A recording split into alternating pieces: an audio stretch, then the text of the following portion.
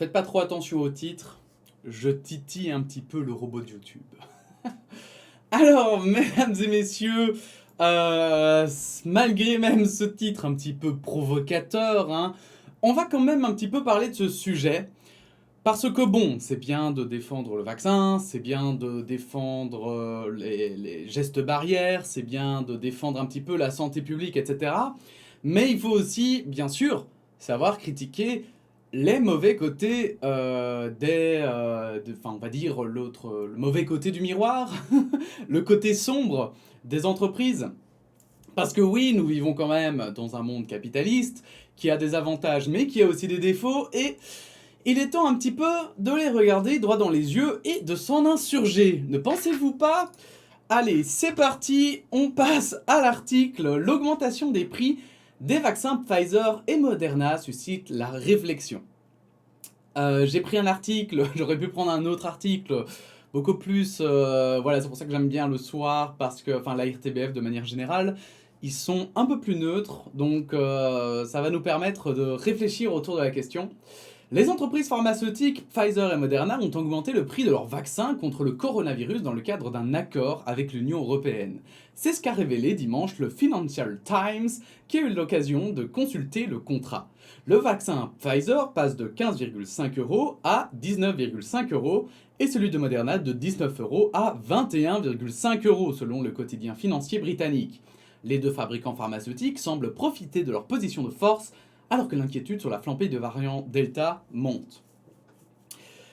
Alors, je crois qu'il est inutile de parler de l'éthique, sachant que, en fait, au début, le débat c'était est-ce qu'on ne ferait même pas mieux de rendre, en fait, simplement les brevets publics, hein, de permettre à tout à chacun d'avoir accès aux brevets et de finalement de pouvoir exploiter ces brevets afin de faire des vaccins le moins cher possible. L'Union européenne a refusé, les entreprises ont refusé, en disant que notamment ils devaient rembourser leurs frais de développement, etc. etc. Alors bien sûr, c'est vrai, mais ça n'empêche que vous allez voir que là, à mon avis, ils vont les rembourser, quoi. Ils vont, je crois qu'ils les ont remboursés il y a 6 mois, même peut-être 1 an. Des négociations confidentielles entre la Commission européenne et les fabricants de vaccins. Jusqu'à présent, la Commission européenne s'est refusée à tout commentaire sur cette augmentation du prix des vaccins. Depuis la fin de l'année 2020, la Commission s'est chargée de négocier elle-même les contrats de commande de vaccins avec les différents fabricants. C'est la Commission qui centralise les commandes pour l'ensemble des États membres. Officiellement, le prix payé par l'Europe pour ces vaccins n'a jamais été communiqué. Seule une indiscrétion de la secrétaire d'État belge au budget, Eva de Bleker, avait permis de se faire une idée. Dans un tweet, elle avait publié le prix des vaccins. À l'époque, la dose de vaccin Pfizer-BioNTech se négociait à 12 €, celle de Moderna à 18 $. Il s'agissait là des prix pour la première commande de vaccins. En mai, l'Union européenne a passé un nouveau contrat pour acheter jusqu'à 1,8 milliard de doses de vaccins à BioNTech Pfizer, livrables jusqu'en 2023 sans en révéler le prix. Contactée par la RTBF, la firme Pfizer a refusé de faire des commentaires sur le contenu du contrat avec l'Union européenne, étant donné que celui-ci est confidentiel. La firme pharmaceutique fait cependant quelques commentaires sur sa stratégie de tarification de son vaccin contre le Covid-19. Dans tous les accords, nous appliquons une tarification différenciée en fonction des revenus des pays. Les pays à revenus élevés et intermédiaires payent plus que les pays à faible revenu.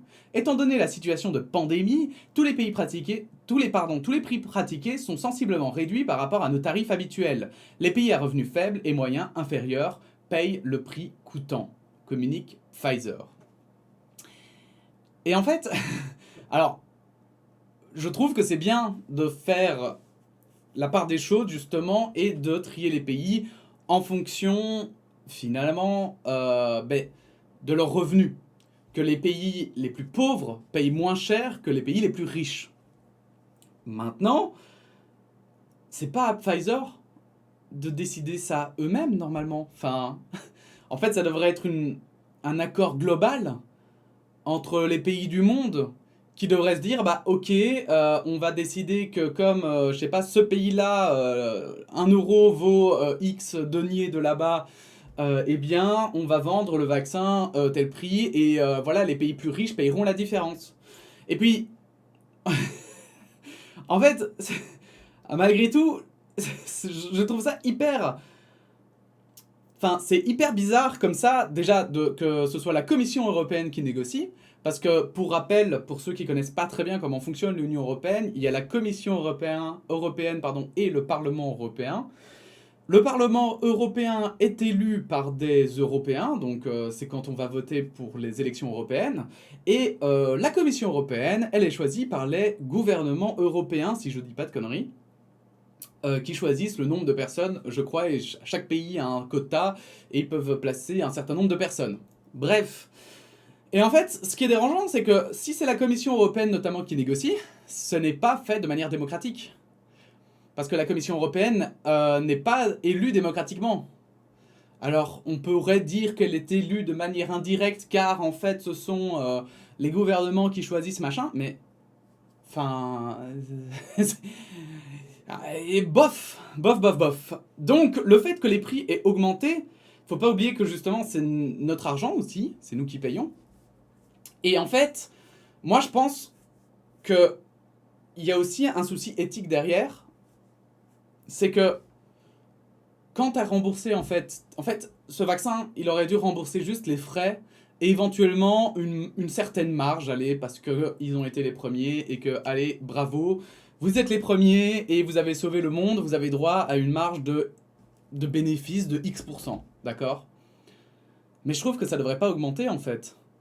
En tout cas, pas augmenter tant qu'il n'y a rien qui le justifie, que ce soit des composants qui manquent ou, je sais pas moi, de la main-d'œuvre qui augmente ou j'en sais rien. Mais je crois que vous comprenez le fond. Tant que la production n'augmente pas, il n'y a pas de raison que les prix augmentent, quoi. Ça devrait pas être fait en... Enfin...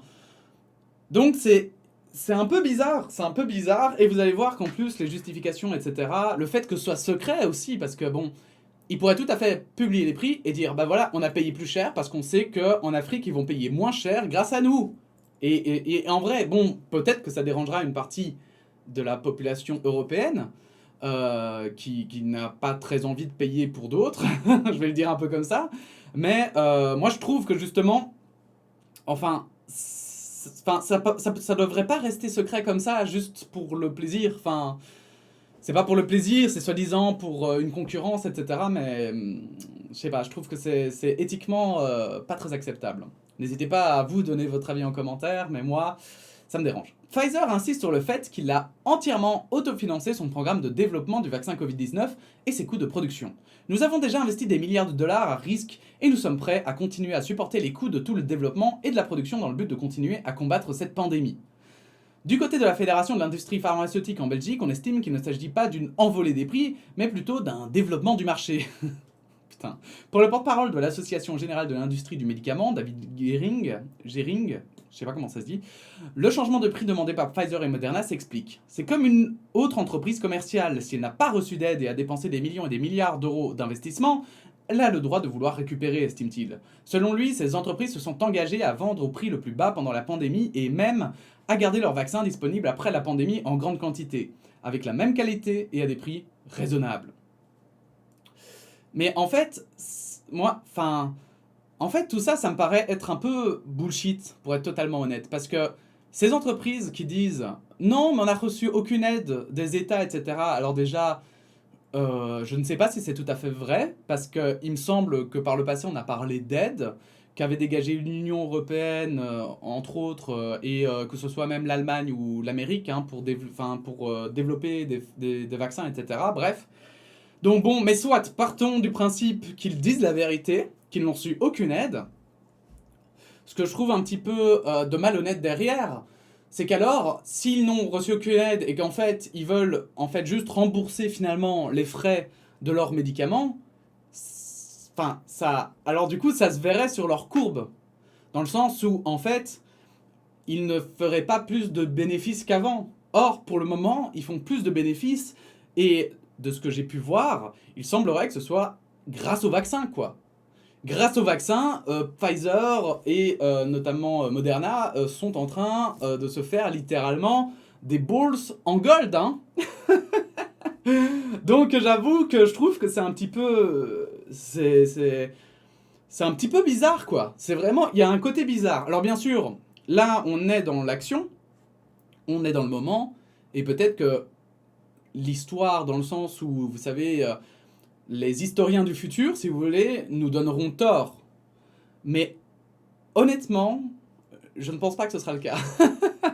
Je pense que là, on tombe justement dans ce fameux revers et dans ce que les gens ont peur quand ils parlent de Big Pharma, etc.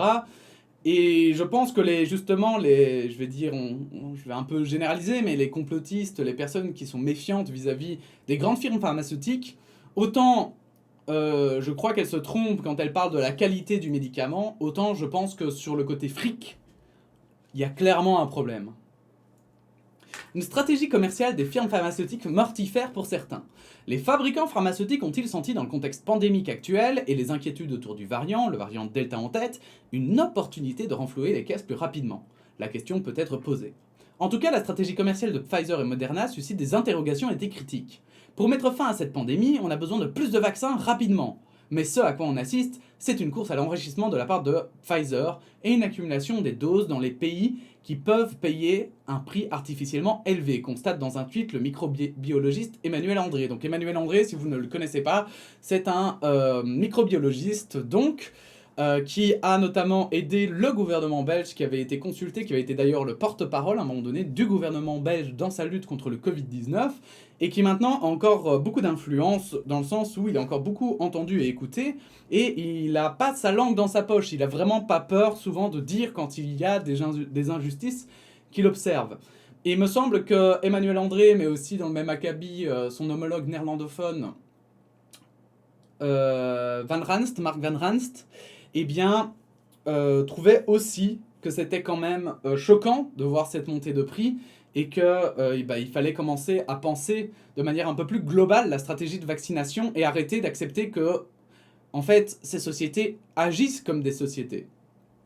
Et si vous me dites oui, mais bon, ça fait partie en fait du système et machin, et c'est comme ça que ça marche, très sincèrement, je veux bien, oui, effectivement, on est dans un système capitaliste et il faut pas se faire non plus d'illusions. Enfin, on va pas tomber dans un système communiste comme ça, juste pour le plaisir. Mais justement, c'est en temps de crise, en fait, où moi je vois un peu le système capitaliste, pour être tout à fait honnête et franc, je vois un peu le système capitaliste comme je vais mettre des très gros guillemets, hein, mais un luxe quand tout va bien. C'est-à-dire que le système communiste a l'intérêt que lorsque tout va mal, en fait, le fait de mettre les biens, d'uniformiser les biens, on va dire ça comme ça, eh ben, ça peut permettre de survivre, en fait, et de s'entraider. On le voit par exemple, en fait, dans les inondations, etc., on va en parler cet après-midi, mais quand il y a quelque chose de terrible qui se passe, quand c'est le chaos, par exemple, dans un village, une ville, ou par exemple, en Belgique, c'était les inondations, en France, par exemple, les attentats, eh bien, on voit que les gens font finalement une sorte de communisme, puisqu'ils se rassemblent et ils vont aider, en fait, les victimes de ces incidents, on va le dire comme ça. Et en soi, je veux dire, c'est purement et simplement un concept, je vais dire, justement, où on donne sans rien attendre en échange, si ce n'est que de l'humain, quoi. Bref. Or, je vais dire, c'est pas dans les concepts du capitalisme de base, puisque, en fait, de base, ce serait peut-être des gens qui, devraient demander, se proposeraient leur aide, mais en échange d'argent, que ce soit l'État qui donne ou quoi que ce soit, ou une société, ou que sais-je. Et en fait, c'est pour ça que, entre guillemets, voilà, pour moi, c'est pour ça que je suis un peu, je me considère un petit peu modéré, enfin, j'essaye de me modérer en tout cas, et que je trouve que le capitalisme a de gros avantages dans une société, en fait, qui est relativement stable, en fait. Pas totalement stable, pas parfaitement stable, et du coup, tout va bien, mais vraiment dans une société, finalement, où on a une économie qui fait pas des pics comme ça parce que du jour au lendemain tout s'écroule et qui a pas non plus du chaos n'importe où, n'importe quand et bon bref. Donc du coup ici en fait c'est là où je pense que effectivement il y a des moments où les sociétés il faut peut-être changer, en tout cas pour certains pans.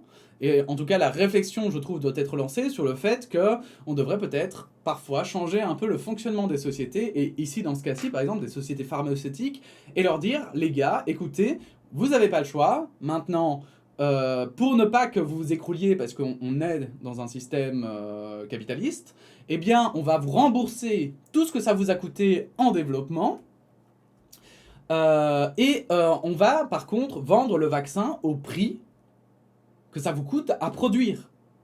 Et c'est tout. D'accord. Et les prix varieront seulement en fonction de la main-d'œuvre et en fonction de. Voilà. Et juste pour ce médicament, éventuellement. Éventuellement, ils peuvent essayer de faire des bénéfices sur d'autres médicaments, mais pour ce médicament-là, ils finalement seront juste stables.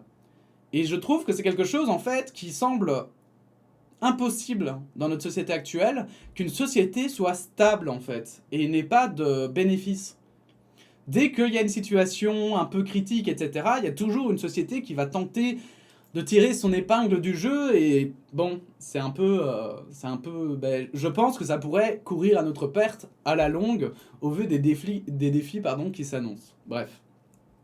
Choqué lui aussi, Jean Hermès, ancien secrétaire général de la Mutualité chrétienne, qui est un syndicat je pense, estime lui aussi que les prix facturés par les fabricants de vaccins Pfizer et Moderna sont exagérés. Ces prix permettait déjà à ces firmes d'engranger des profits énormes, jamais réalisés, de plus de 30%, assure-t-il. Il rappelle que l'Europe et les États-Unis, par exemple, ont financé à coups de milliards d'euros la recherche, notamment via des laboratoires universitaires soutenus par des fonds publics. Mais c'est bien ce que je me disais. Mais bon, à vérifier, on va dire. Donc, il serait légitime de demander en retour, lorsque les brevets et vaccins ont été découverts, qu'ils soient aussi mis à disposition au prix coûtant, estime Jean Hermès. Pour lui, les pays doivent s'allier au sein de l'Organisation mondiale du commerce, l'OMC, pour exiger la levée des brevets sur les vaccins. Cela permettrait de produire plus de doses dans d'autres labos que ceux des firmes pharmaceutiques, y compris dans des pays moins riches que l'Europe ou les États-Unis. Pour Jean Hermès, la stratégie des firmes pharmaceutiques est néfaste. Selon lui, les prix trop élevés et une capacité de production insuffisante freinent la lutte contre la pandémie. Les profits, en ralentissant la production des vaccins, entraînent des décès de manière plus importante, car ces profits sont mortifères, estime Jean Hermès. Et ce qui est intéressant, c'est que si vous avez vu la vidéo notamment de la tronche en biais sur les vaccins, maintenant, vous saurez que effectivement, le but, c'est vraiment de vacciner un maximum de personnes en un minimum de temps, en fait. Et c'est clair que jouer comme ça et faire un petit peu... Enfin, parce qu'il ne faut pas oublier que l'économie, c'est quand même un outil créé par les humains, et que autant l'outil, voilà, imaginons qu'à un moment donné, on décide, alors je sais que c'est plus compliqué, mais je fais en très gros, hein, qu'on décide tout à coup d'injecter 1 milliard d'euros dans l'économie, on peut le faire, en connaissant probablement les incidences et en choisissant peut-être quel secteur donner plus d'argent ou moins d'argent. Par contre, le virus, on peut pas décider tout à coup de enlever plus de virus ou d'en injecter, quoi. Ça, c'est pas possible. Donc, pour moi aussi, ça me semble vraiment néfaste. Et pour moi, il faut vraiment qu'il y ait une réflexion autour de tout ça, parce que ça peut pas continuer comme ça. Les pouvoirs publics payent trop cher les vaccins selon Oxfam. L'ONG Oxfam s'est penchée sur le coût réel des vaccins contre le Covid. Le coût de production pour un vaccin Pfizer ou Moderna, on a estimé que c'était 1 euro par dose. Or, le prix payé par les gouvernements est 4 à 24 fois supérieur au coût de production, estime Aurore Guilleux d'Oxfam. Selon Oxfam, rien que pour la Belgique, le surcoût serait de 796 millions d'euros. De son côté, le député européen écolo Philippe Lambert est aussi très critique. Donc écolo centre-gauche-gauche, parti belge. Pfizer et Moderna savent qu'ils disposent de la meilleure technologie vaccinale, que la demande est très forte et qu'ils peuvent augmenter leur marge bénéficiaire, constate le député européen. Si les quantités augmentent, les coûts unitaires doivent diminuer puisqu'on amortit les frais fixes sur une plus grande quantité. Mais on voit que ce n'est pas ce qui se passe, poursuit Philippe Lambert, pour qui les deux firmes pharmaceutiques profitent de leur position dominante. Pour lui, les pouvoirs publics ne doivent pas se laisser faire. Si j'étais le président de la Commission européenne, je rappellerais à Pfizer et Moderna que le débat sur la levée des brevets vaccinaux n'est pas terminé et que l'Union européenne, au lieu de défendre les intérêts des Big Pharma, pourrait décider à un moment donné de se ranger à l'avis, par exemple, du président Biden et de lever la propriété intellectuelle, suggère Philippe Lambert. Dans ce cas-là, j'arrive plus à parler. Dans ce cas-là, les marges bénéficiaires que feront Pfizer, BioNTech et Moderna n'auront plus rien à voir avec celles qu'ils font pour le moment, poursuit-il. Et c'est vrai que c'est intéressant de savoir que Biden est pour une levée des brevets sur les vaccins. Parce qu'il est quand même président des États-Unis d'Amérique. Les États-Unis d'Amérique, qui sont pas quand même le pays le plus communiste qu'on connaisse, et qui sortent ça est assez intéressant. Ça veut dire qu'il y a quand même une conscientisation, même à droite, hein, du fait qu'il y a un véritable problème dans la gestion, pour le moment, de l'économie, on va dire, vaccinale. Et je le dis parce que justement, je pense que Il faut pas... Là, on voit beaucoup de gens, on va dire, qui sont tagués à gauche, qui le disent, mais il faut pas rêver. Il y a aussi des gens à droite qui sont pas dupes et qui savent très bien que il faut modérer quand même. Un système n'est jamais bon à 100%. Donc il faut savoir le modérer, et ici c'est clairement, c'est clairement le cas, quoi. On n'est pas en train de négocier par exemple des bijoux pour lesquels on pourrait se passer parce que sinon, voilà, parce que c'est juste pour se rendre plus joli et il y a une forte demande parce que c'est la mode. Non, non, non, ici c'est un truc nécessaire à la survie quand même de beaucoup de gens, et en plus sur le long terme. Donc c'est vrai que c'est un peu déconné, que je trouve, moi en tout cas, que d'augmenter les prix. Rien ne dit cependant à ce stade que la Commission européenne soit encline à se lancer dans ce type de bras de fer. Chez Oxfam, on rappelle que les négociations en cours à l'OMC sur la levée des brevets sont bloquées principalement par l'Union européenne, selon Aurore Guilleux. Quelle est d'ailleurs la qualité de la négociation de l'Union européenne avec les firmes pharmaceutiques? La question restera posée tant que la Commission européenne refusera de publier les contrats conclus avec ces firmes. Au Parlement européen, les Verts continuent de réclamer la publicité de ces contrats. Et ils ne sont pas les seuls, hein. Ils sont pas les seuls. Et j'espère, mais alors déjà, un jour, on aura forcément accès à ces contrats. Et moi, je pense que les politiciens, en tout cas de la Commission européenne, veulent tout faire pour que ça sorte le plus tard possible, histoire qu'ils puissent faire leur carrière tranquille, quoi. Parce que s'ils sont plus à la Commission et qu'on tombe sur ces contrats, après, ils vont pouvoir lancer la balle à l'un, puis à l'autre, puis à l'un, puis à l'autre, ou alors dire que c'était du passé, que la situation, elle était compliquée. On connaît la chanson, quoi. Donc, espérons que ça arrive plus vite qu'on l'espère. Espérons que ça arrive plus vite qu'on l'espère. Parfois, je dis des choses bizarres, hein. Bref, n'hésitez pas à donner vous votre opinion en commentaire, hein, sur cet article. Je sais que, justement, c'est pour ça que j'en parle, c'est parce que je sais que parmi vous, il y en a beaucoup qui ont des opinions très différentes, donc ça m'intéresse de les connaître. N'hésitez pas à liker la vidéo, à la partager, à vous abonner, et puis sinon, on se dit à bientôt pour de nouvelles actualités. Voilà, à bientôt, la bise.